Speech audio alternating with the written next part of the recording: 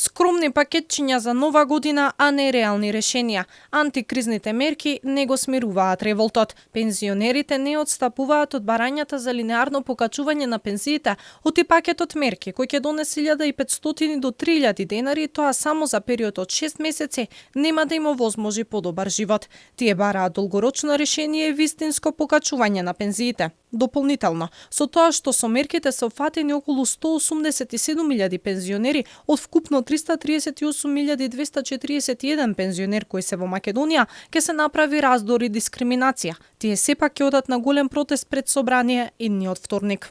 Тоа е како на пензионерите да им се доделува новогодишни пакетчиња и во пакетчињата се знае дека има чоколада, лижавчи и така натака, ќе се потрошат тие пари за лекови и од тоа речиси нема да се има никакво фајде. Нашето барање е изричито, рековме, линеарно покачување на пензијата.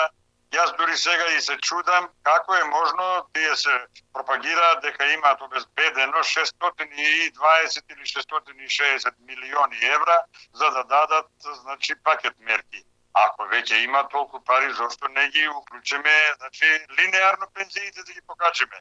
Владата не одвои пари за администрацијата во новиот пакет. Големиот протест кој минатиот петок ги собра административците од речиси сите сектори на Илинденска изгледа не беше доволен аларм за властите. Од синдикатот на УПОС алармираат оти владата готви и законски решенија за во скратена постапка или со европско знаменце да ги измени сите посебни закони за да вработените во месец март не добијат усогласување кога ќе се покачи минималната плата.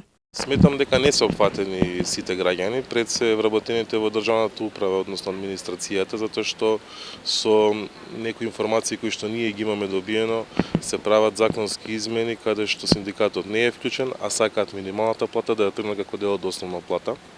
Со што вработените во државната администрација со порастот на минималната плата во кој било износ да биде, нема да го добијат тоа усогласување во март 2024 година.